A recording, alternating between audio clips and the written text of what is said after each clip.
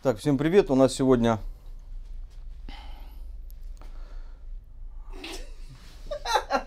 Ты заебал, что ты меня забиваешь? Скажи сам, давай давай. Тигран, давай. Всем привет, у нас сегодня обзор обновленного Touareg. Чё? Вот и все. Все, хорош, выключай, обзор сделай. Все, видели, какой обзор?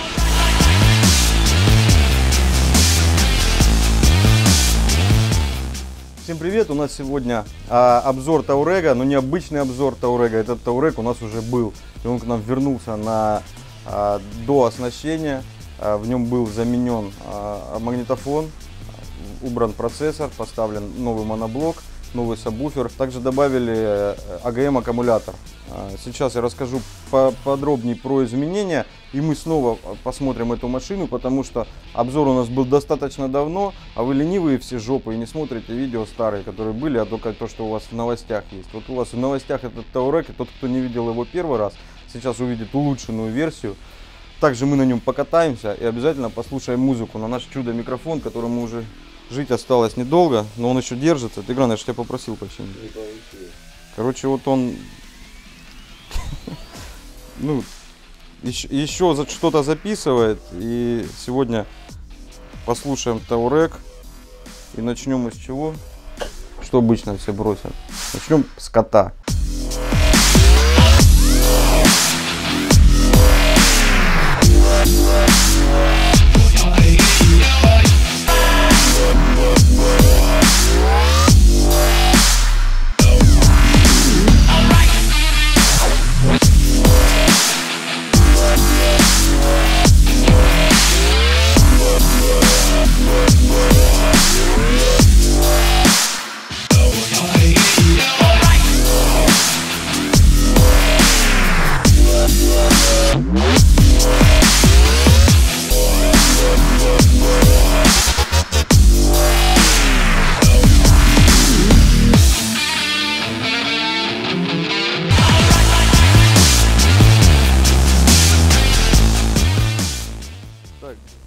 Давайте по порядку. В дверях у нас все те же динамики остались. Это PowerBass X Pro 8. Две пары. F13. Среднечастотник Loud Sound. Одна пара.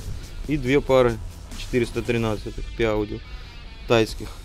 Отличная, на мой взгляд, компоновка. Единственное, что по желанию клиента было сделано, настройки были изменены. Мидбасы играют больше середины, меньше баса, чтобы увеличить общую громкость системы. Про сам автомобиль расскажем чуть позже. Сейчас об аудиосистеме. У нас добавили вольтметр, убрали двухдиновое головное устройство от GVC и установили процессорный Alpine. Соответственно, процессор Audison Bit10, который тут стоял, более не нужен, и его демонтировали. В салоне у нас по изменениям все. У нас есть фон. И вот хозяин уже докупил новые межблочники. Сейчас будем менять. Слушать, пропал ли фон. На пищалке R55 DAX, R52 на миды с серединками. И саб. Сабовое звено у нас было полностью заменено. У нас стоял здесь какой-то Bolt, Lighting Audio. Что-то очень старое, древнее. Сейчас у нас стоит Pride S12, тот самый, который у меня в бэхе стоял. Есть второй такой же, еще не проданный. Открывай. Он вот держится на липучках, держится каким-то образом на спинке сиденья прикрепленный. Здесь у нас произошли небольшие изменения. Здесь, где у нас стоял усилитель Bolt, так называемый, теперь стоит Kicks-1000, новый, прям в идеале, да? А чё, не бит, не краш. Какой-то немного бэушный, да? А вот там еще кондеры вот такие вот стоят, то есть настолько он не может настолько сесть. Угу. Так, провода мы будем менять, тут вот что-то сборная солянка. Да, с наводками, в общем, Тигран будет в ближайшие дни бороться. Здесь все обычно, да? Термоусадка, змеиная кожа. Ну, кто-то затроллит, как обычно, кто-то скажет, Тигран делает божественные инсталляции, кому что. Но вот это надо менять, мы согласны. И это будем менять. А Ганнибал 4.180, наш любимый четырехканальник АБ-класса, усиливает сигнал на среднечастотнике мид-басы. И Ground Zero 2235 на 2 пары пищалок P-Audio. Аккумулятор был спрятан под запаской. Ну, фотки прикрепим. Да, докатка заводская осталась. Здесь я прикреплю фотографии, и вы увидите, как установлен аккумулятор. Аккумулятор Excite EM1000. Тоже проверенный, наш любимый. А это пневма. Машина посажена, смотрите сейчас. Можно поднять. Потому что я затроллил, говорю, Хаммер выше. Владелец автомобиля сразу же предложил проверить, кто лучше ездит по грязи. И мы, наверное, это сделаем в скором времени. Вот сабвуфер таким образом откидывается, закидывается. Очень практично, на мой взгляд. Можно вытащить, можно откинуть. Таким образом, аудиосистема у нас доведена, на мой взгляд, практически до идеала. Ну, до идеала очень далеко, всегда, любой системе. Но здесь у нас, что бы я поменял, я бы добавил бы, может быть, второй сабвуфер. Здесь сейчас уровень звукового давления порядка 143 дБ, чисто на слух. Добавив второй, мы смогли бы поднять, может, 147, там 148. На повседнев было бы приемлемо. Но уже начнутся деструктивные воздействия на кузов. И вот владелец сейчас сомневается, добавлять второй сабвуфер или нет. Так, про аудиосистему рассказали. Теперь нам остается рассказать вам про автомобиль. Мы на нем прокатимся. Сейчас мы попробуем уговорить владельца покататься. И, кстати, интересная история. Кстати, я забыл про девчонки с баб-драйва, которые про меня хорошо сказали, а я про них не сказал. Я сейчас всем рекомендую перейти на их видео, вот последнее. И если вам понравится, обязательно подписаться. Это девчонки, которые обозревают автоновости. Это вот баб-драйв называется. У них в последнем видео очень интересная история, как какой-то человек купил BMW M3, и потом она у него сломалась, и он произвел какой-то там спектральный анализ и выяснил, что его машина была на тест-драйве.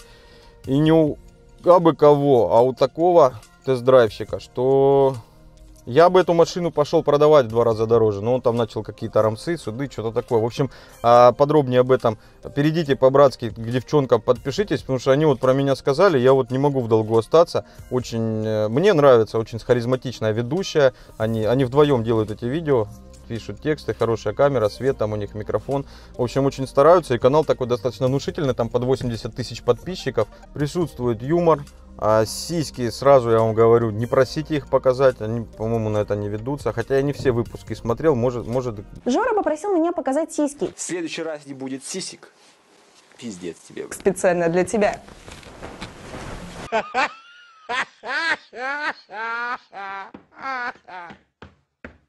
Пиздец. Пиздец. Девчонки огонь. Женился бы на любой из них, не глядя. Но жену спросила, она мне не разрешила. Так, и мы готовы проехаться на машине. Сейчас нам надо разобраться с подвеской. У нас здесь есть регулятор высоты, да, как это называется, клиренса. Вот так мы можем ее поднять. И здесь она нам индицирует, что машина поднимается. А если мы хотим поднять еще выше, мы нажимаем еще сюда, и она поднимается еще выше. И у нас машина выглядит вот так.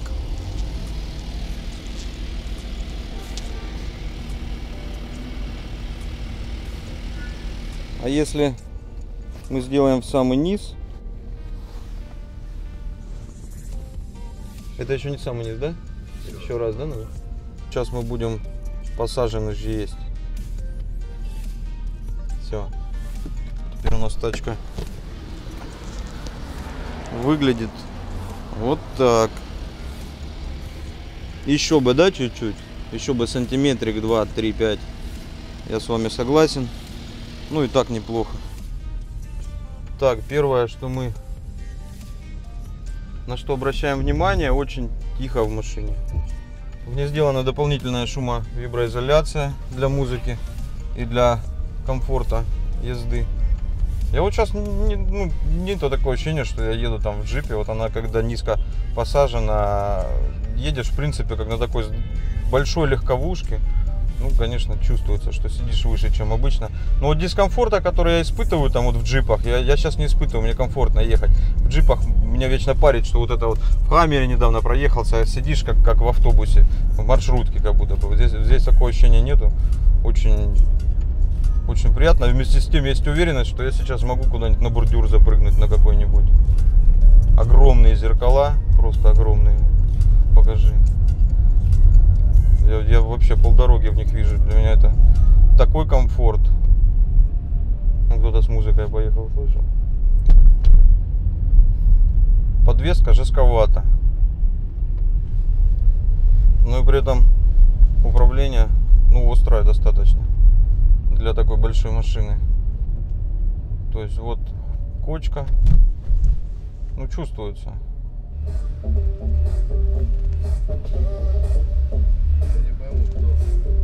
Так, а стекла не опускаются, да, до конца? Да вот четырка стоит или тринашка. Четырка. Вот сейчас музыка играет, не знаю, слышите вы, нет? Закрыли окна. Она в комфорте сейчас. Не, ты на спорт потом поставишь. Ага. А я на ходу ее могу, да, переключать? Да, можешь переключить. И что, если я в спорт сейчас переключу, что? Вот чуть-чуть, подожди, секунд 10. А как он называется вообще? Переключение режима подвески или как? Да. Да, она такая острее стала, да? Но все равно не Лада Веста. Лада Веста, теперь картинг. Просто Тигран спереди рулит, меня там швыряло в окна, из окна в окно, вот так вот. Выезжаем на проспект Михаила Нагибина. Когда-то он назывался проспект Октября. Нагибин — это справа от нас Росвертол, это директор покойный Росвертола. В честь его назвали проспект. Директор завода, вот, в честь которого назван целый проспект в Ростове-на-Дону. А что тут, дизель с турбиной? 240. Так, у нас турбодизель V6, да?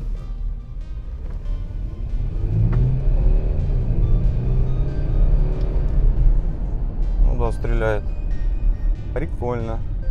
Так, у нас здесь есть переключение режима подвески, авто и спорт. В спорте очень жестко машина идет, но управляемость гораздо лучше. Можем отключить курсовую устойчивость, систему стабилизации. Здесь у нас при включенной нейтральной передаче можно выставить пониженный, да? Здесь блокировка дифференциала нету тут, да, никаких. А где они? Вот смотри, вот low, это понижающая, вот это. А, вот это блокировка. Это блокировка межосевого дифференциала. Так, то есть проехать тоже на этой машине можно там, где другие не пройдут.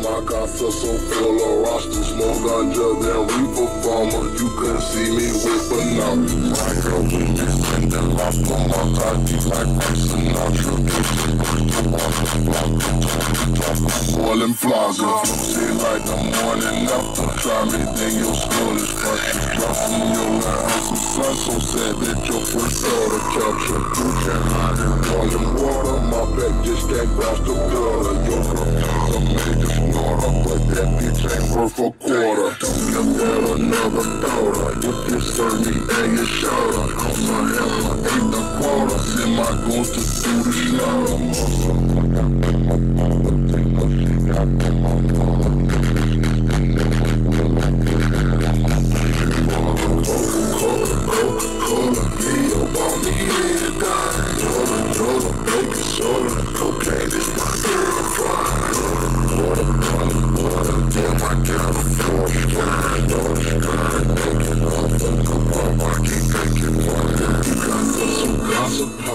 Короче, резюме по машине. Машина, вот, вообще, я не знаю, можно хвалить все. Получилось.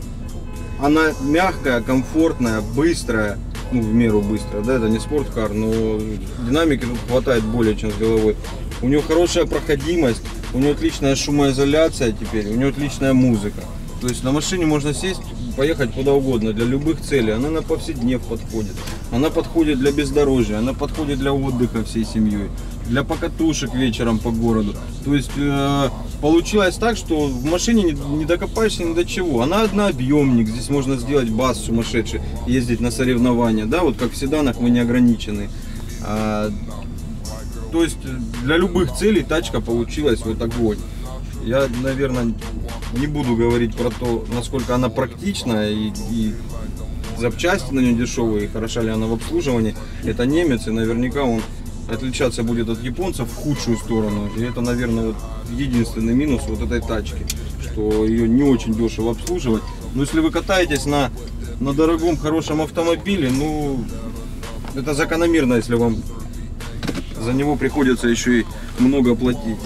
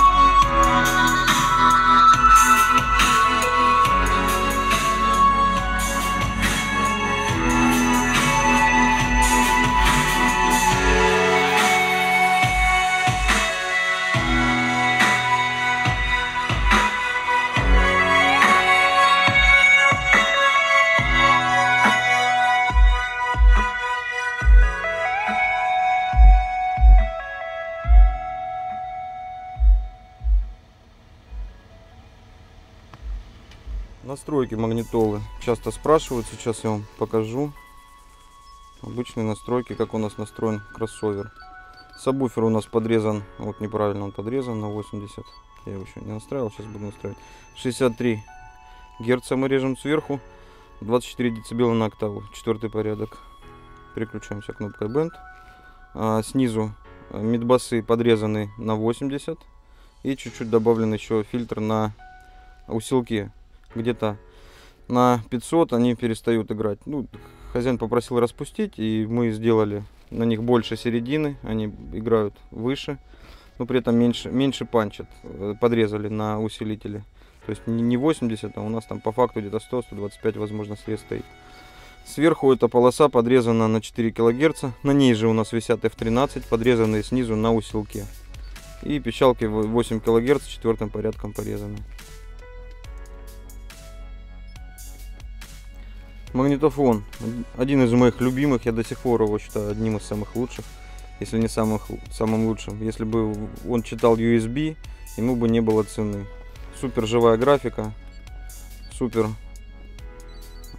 понятное, быстрое управление. Отличное устройство. И их все меньше. К сожалению, давным-давно не производят новые. И есть только БУ. За границей мы иногда нам попадает 1, 2, 3 магнитофона, больше нет, мы их продаем. От 10 до 15 тысяч они стоят, в зависимости от состояния и модели. Это 55 у нас модель, есть еще 53 с не мультяшным экраном, а обычным. OEL, по-моему, это называется, уже даже не помню. А вот без экрана стоит там на 2-3 тысячи дешевле, но головное устройство практически одинаковое.